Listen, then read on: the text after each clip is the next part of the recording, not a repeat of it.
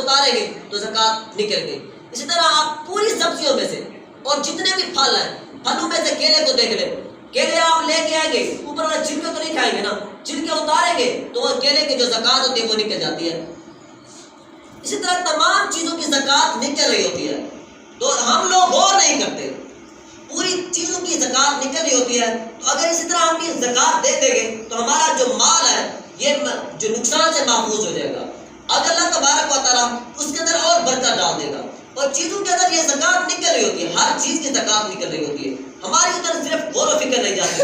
اگر ہم سوٹ کو ہی دیکھ لو، اگر ہم کپڑے لے کے آتے ہیں تو اس میں سے جب اس کی کٹائی کی جاتی ہے، کٹائی میں سے کچھ کپڑے تو نکل ہی جاتا ہے نا، کچھ وہ کپڑے جب کاٹ دیا جاتا ہے تو اس کی زکوٰۃ نکل جاتی ہے۔ اسی طرح جتنے بھی پھل لے کے آئیں گے، جتنے بھی سبزیاں لے کے آئیں گے، گندم ہو گیا، کوئی چیز بھی لے کے آئے تو اس کی زکوٰۃ نکل رہی ہوتی ہے، صرف ہم غور و فکر نہیں کر رہے ہوتے۔ اگر ہم غور و فکر کریں، سمجھیں تو ہمارے لیے ہی فائدہ ہوگا۔ صلی الحبیب صلی اللہ تعالیٰ علی محمد صلی اللہ تعالیٰ علیہ وسلم۔ نبی کریم صلی اللہ تعالیٰ علیہ وسلم نے ارشاد فرمایا کہ جس نے کسی کو ایک گھونٹ کے ذریعے پانی کے ذریعے کسی کا روزہ افطار کرایا تو اللہ تبارک و تعالیٰ اس کو بروز قیامت حوض کوثر سے پلائے گا۔ اب جب بندہ حوض کوثر کا پانی پیے گا، نہ اس کو بھوک لگے گی نہ پیاس لگے گی، پیاس بھی اس کو نہیں لگے گی۔ تو حوض کوثر کا پانی پینا بہت ہی عظمت والا ہوتا ہے۔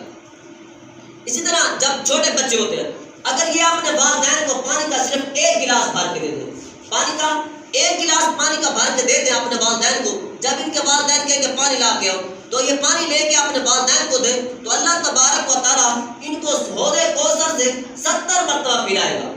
یہ اللہ اپنے والدین کو صرف ایک مرتبہ پلائے تو اللہ تبارک و تعالیٰ ان کو 70 مرتبہ پلائے گا۔ اب جتنے بھی ہے تو پچھلی پورا قرآن پاک کھول کے پڑھے تو تمام کے اندر نہ جو قومیں تباہ ہوئی ہیں یا برباد ہوئی ہیں، وہ روزہ نہ رکھنے کی وجہ سے تباہ و برباد نہیں ہوئی، زکوٰۃ نہ دینے کی وجہ سے تباہ و برباد نہیں ہوئی، صدقہ و خیرات نہ کرنے کی وجہ سے تباہ و برباد نہیں ہوئی۔ وہ کس وجہ سے تباہ و برباد ہوئی ہیں؟ وہ ناپ تول کے اندر کمی کرنے کی وجہ سے ہوئی ہیں۔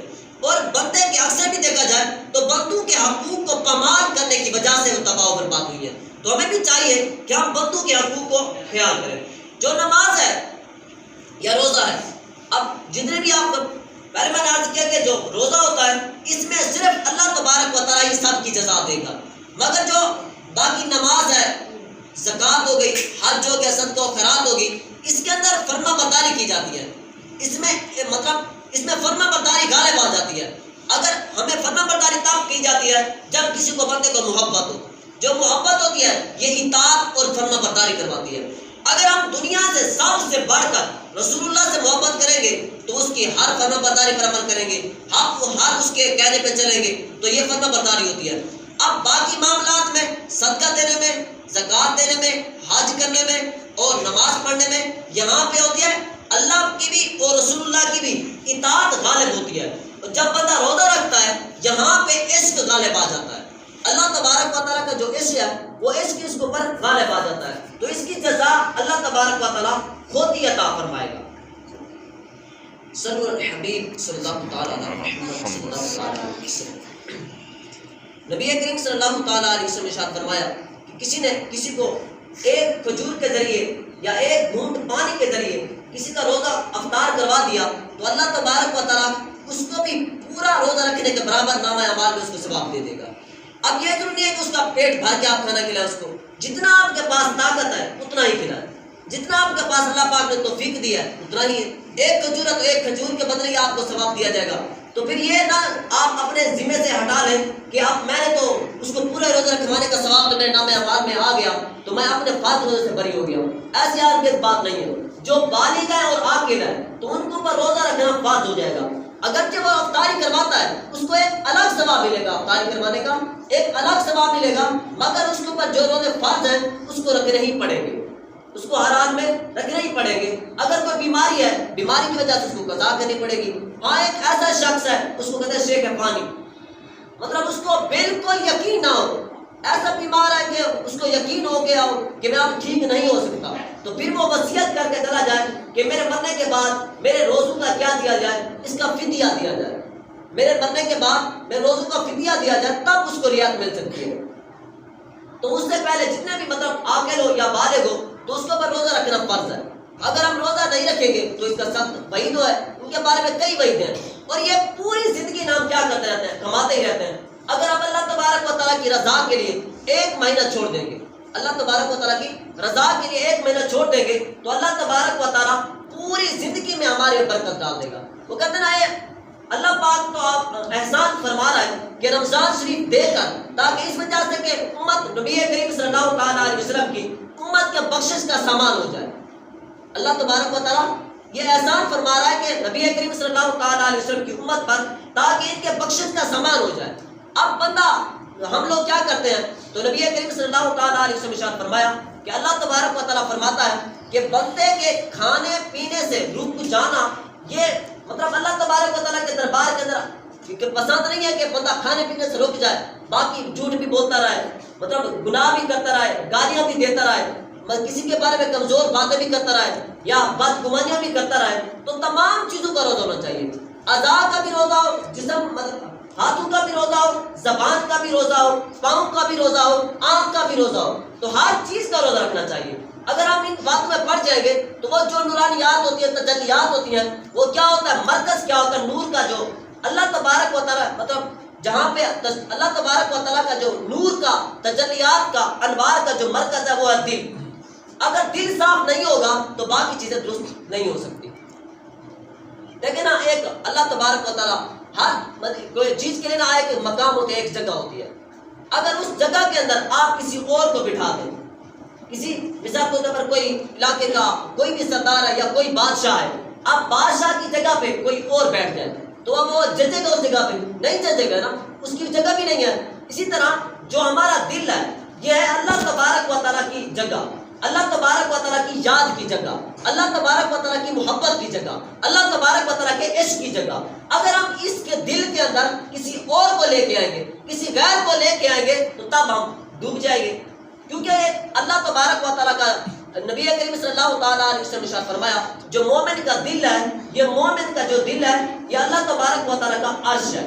یہاں پہ اللہ تبارک و تعالیٰ نہ 7 زمین میں سماتا ہے نہ 7 آسمان میں سماتا ہے. اللہ تبارک و تعالیٰ 7 آسمانوں میں نہیں آتا, وہ 7 زمینوں میں نہیں آتا. اگر اللہ پاک سما جاتا ہے تو مومن کے چھوٹے سے دل کے اندر سما جاتا ہے, مومن کے چھوٹے سے دل کے اندر یہ سما جاتا ہے. یہ اللہ پاک کی محبت ہے, اللہ تبارک و تعالیٰ کی عنایت ہے. تو اگر ہم اللہ پاک کے محبت میں آ جائیں گے, اللہ تبارک و تعالیٰ کے فرما برداری والے کام کریں گے اور رسول اللہ کی فرما برداری والے کام کریں گے تو دنیا بھی کامیاب ہو جائے گی, آخرت بھی کامیاب ہو جائے گی. اگر ہم لوگ کیا کرتے ہیں, اگر کچھ نہ ہم روزے نہیں رکھ سکتے تو کم از کم گناہ بھی نہ کریں. جس کے اوپر کوئی مجبور ہے, جو بیمار ہے, روزے نہیں رکھ سکتا, وہ گناہ بھی نہ کرے. فلمیں ڈرامے دیکھنا بھی چھوڑ دے. رمضان شریف بھی چل رہا ہے پھر بھی ہم گانے سن رہے ہوتے ہیں, رمضان شریف بھی چل رہا ہوتا ہے پھر بھی ہم جوا کھیل رہے ہوتے ہیں, رمضان شریف بھی چل رہا ہوتا ہے پھر بھی ہم تاش کھیل رہے ہوتے ہیں, رمضان شریف بھی چل رہا ہوتا ہے ہم ٹی وی چینل چلا کے کئی فلموں میں گزار دیتے ہیں. روزہ رکھیں گے صبح کے ٹائم چینل آن کریں گے, صبح کے ٹائم صبح سے لے کے سحری کرنے کے بعد شام تک ان کو پتہ چلے گا کوئی پب جی کے اندر لگا ہوا ہے, کوئی کسی اوپر کئی بنا والے چینل سبسکرائب کیے ہوئے, کسی نے کون سا چینل کیا ہوا ہے. تو اگر آپ نیکیوں میں گزارنا چاہیں گے تو نبی کریم صلی اللہ تعالیٰ علیہ وسلم نے ارشاد فرمایا کہ جو رمضان شریف اور قرآن یہ 2 نور ہیں. رمضان شریف اور قرآن کیا ہے, یہ نور ہے. اب نور دل کے اندر اس وقت داخل ہوگا جب آپ نور کو راستہ ہی دیں گے. قرآن پاک پڑھیں گے تو نور اندر جائے گا. قرآن جو روزہ ہوگا صحیح معنی میں روزہ رکھیں گے تب بھی تو نور داخل ہوگا. اگر آپ صحیح معنی میں روزہ ہی نہیں رکھیں گے تو آپ کو نور اندر کیسے جائے گا. تو رمضان شریف کا جتنا ہو سکے آپ خود بھی ادب و احترام کریں. رمضان شریف کے اندر کھانا پینا مطلب سب روزہ دار کے سامنے نہ کھایا جائے, نہ پیا جائے. جو بچے ہوتے ہیں نا یہ بڑوں کو دیکھ رہے ہوتے ہیں.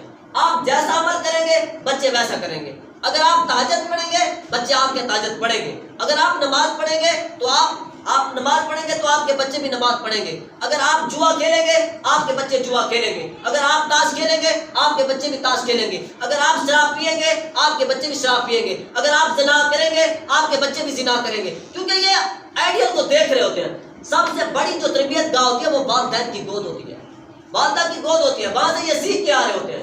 تو داتا علی اجمیری کو نا ان کی والدہ نے کہا کہ ایک دن آ کے بتایا کہ آج تک نہ میری کبھی تہجد قضا نہیں ہوئی. تو ان کی والدہ نے کہا کہ اس میں اندر نا آپ کا کمال نہیں ہے. میں نے جب بھی آپ کو دودھ پلایا نا باوضو ہو کے، پہلے وضو کرتی تھی پھر آپ کو دودھ پلاتی تھی. تو اب جتنا بھی اثر ہو رہا ہے والدین کا بچوں کے اوپر بڑا اثر ہوتا ہے. یہ جتنا بھی دیکھ رہے ہوتے ہیں، ایک تو پہلے میں نے عرض کیا کہ اگر آپ پورے معاشرے کو درست کرنا چاہتے ہیں تو صرف 3 لوگوں کو درست کر دیں. اگر پورے معاشرے کو درست کرنا چاہتے ہیں تو صرف 3 لوگوں کو درست کر دیں. نمبر 1 استاد ٹھیک ہوگا. نمبر 2 والد. نمبر 3 والدہ. بس استاد، والد، والدہ، اگر یہ 3 بندے ٹھیک ہیں تو معاشرہ خود بخود درست ہو جائے گا. اگر استاد تو ایک ساتھ دے رہا ہے، آگے سے والدین ساتھ نہ دیں تب بھی معاشرہ درست نہیں ہو سکتا. جو بچہ ہوتا ہے یا تو استاد کے پاس رہتا ہے، استاد کے پاس نہیں ہوتا تو پھر والد کے پاس ہوتا ہے. اگر والد کے پاس نہ ہو تو پھر کس کے پاس ہوتا ہے؟ والدہ کے پاس ہوتا ہے. اس کے بعد باقی جو صحبتیں لگتی ہیں نا، مطلب گناہوں بھری یا باقی جو آوارہ گردی کرنے والی ہوتی ہیں تو بعد میں صحبتیں لگتی ہیں. پہلی تربیت یہیں سے ملتی ہے اس کو. یا تو بچہ استاد کے پاس ہوتا ہے یا والد کے پاس ہوتا ہے یا والدہ کے پاس ہوتا ہے. اگر استاد بھی ساتھ دے، والد بھی ساتھ دے اور والدہ بھی ساتھ دے تو بچہ پھر اچھی تربیت حاصل کرتا ہے. اور بچہ جب اچھی تربیت حاصل کرے گا تو باقی گناہوں سے بھی بچ جائے گا. تو آپ خود بھی نیک بنیں اور اپنے بچوں کو بھی نیک بنائیں، اور خود بھی نماز پڑھیں اور اپنے بچوں کو بھی نماز پڑھوائیں. اب جب کوئی بچہ مثال ہوتا ہے، اگر کوئی اس کے والدین نماز نہیں پڑھتے یا بچہ نماز پڑھنے آ گیا ہے تو پھر اس کو نشانہ بنائیں گے. تو بڑا حاجی بن گیا آج کل، نماز میں مسجد میں تو گرا پڑا ہے. اب اس نے 2-3 مرتبہ اس کو کہیں گے تو آپ کو نماز میں آنا ہی بند ہو جائے گا، مسجد میں آنا بھی اس کا بند کروا دیں گے. یا اگر کسی بچے نے امام شریف باندھ لیا ہے تو 4 بندے بیٹھیں گے اس کی بےزتی کریں گے. کیا کریں گے؟ اس کی بےزتی کریں گے. اب کسی کی مذاق اڑانا یہ سخت گناہ ناجائز و حرام ہے. اب رمضان شریف کے اندر حرام کام کر رہے ہیں، وہ تو ایک سنت رسول سے جا کے چل رہا ہے. تم لوگ رمضان شریف کے اندر یہ حرام خوری کر رہے ہو. کسی کا مذاق اڑانا یہ حرام ناجائز و گناہ ہے. کھانے کا کو گرانے سے بڑا گناہ ہے کسی کی بےزتی کر دینا. حضرت علی مرتضیٰ فرماتے ہیں کہ کسی کو قتل کرنے سے بڑا گناہ ہے کسی کی منہ کے اوپر بےزتی کر دینا. اب کوئی بندہ امام شریف باندھ کے جا رہا ہے، وہ کہیں گے پہلے تو بڑا اتنا گناہ گار تھا، شراب پیتا تھا، اب تو بڑا حاجی بن گیا ہے. نبی کریم صلی اللہ تعالیٰ علیہ وسلم نے ارشاد فرمایا کسی نے توبہ کی، جس بندے نے توبہ کی، توبہ کرنے کے بعد پچھلے جو اس کے گناہ ہیں وہ سارے کے سارے مطلب معاف کر دیے جاتے ہیں. اب توبہ کرنے کے بعد پہلے کوئی بندہ گناہ کرتا تھا، کسی اور بندے نے فلاں بندے کو تانا دیا کہ پہلے تو یہ گناہ کرتا تھا، اب اللہ پاک اس بندے کو اس گناہ کے اندر مبتلا کرے گا. مبتلا کرنے کے بعد پھر یہ بندہ دنیا سے جائے گا. اب اس کا کوئی کتنا فلاں بندہ اگرچہ اس نے توبہ کرنے کے بعد اللہ پاک تمام گناہوں کو بخش دیتا ہے. اب اس کا رابطہ ہے اور اللہ پاک کا رابطہ ہے تو اس نے بندوں کو حساب تو نہیں دینا، نہ ہی کسی اور کو حساب دینا ہے. تو اب جب بھی کہتے ہیں نا کوئی داڑھی رکھے گا تو داڑھی رکھنے کا اس کا مذاق اڑایا جائے گا. اور یہ بھی ایک عام مسئلہ سن کے جائیں، اگر کسی نے نا کسی داڑھی والے کو داڑھی کی وجہ سے کہا کہ مطلب اس طرح اسرائیل کے اندر نا کیا کرتے ہیں کہ کیا بتا پہ ایک ڈڑھیل بتا پہ اس طرح جاتے ہیں. اگر کسی نے یوں کہا نا وہ ادارہ اسلام سے باہر نکل جائے، کافر ہو جائے گا.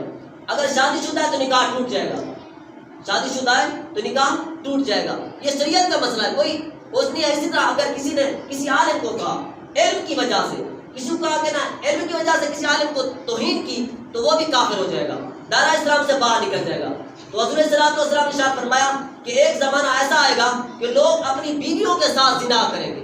لوگ اپنی بیویوں کے ساتھ زنا کریں گے. وہ کس وجہ سے کریں گے؟ کلمہ کفر پڑھ دیں گے، ان کو پتہ بھی نہیں چلے گا. نکاح جب ٹوٹ جائے گا زنا شمار کیا جائے گا. جب زنا شمار کیا جائے گا پھر اولاد فرما بردار نہیں ہوگی، نافرمانیاں کرے گی. تو ہمارے سامنے اور حالات چل رہے ہوتے ہیں تو ہر کوئی اپنے اپنے اندر غور کرے. کیوں نہ کرے گا فلاں بندہ یوں کر رہا ہے، فلاں یوں کر رہا ہے. ہر کوئی جو بول رہا ہوتا ہے اس کو سوچنا چاہیے کہیں کہ میں کفر کے اندر مبتلا تو نہیں ہو گیا، کسی کی توہین کر کے یا کسی کی بےزتی کر کے یا کسی کو کم تر سمجھ کے. نبی کریم صلی اللہ تعالیٰ علیہ وسلم نے ارشاد فرمایا جس نے کسی کو کم تر سمجھا، ذلیل سمجھا یا کم تر سمجھا تو وہ اللہ تبارک و تعالیٰ کے دربار کے اندر سب سے بڑا ذلیل وہی ہے جو دوسروں کو ذلیل سمجھے. تو اللہ پاک ہم سب کو سمجھنے کی توفیق عطا فرمائے اور ماہ رمضان قرآن و سنت کے مطابق گزارنے کی توفیق دے اور زیادہ سے زیادہ نیکی حاصل کرنے کی توفیق عطا فرمائے. جنہیں سنتے عطا فرمائے.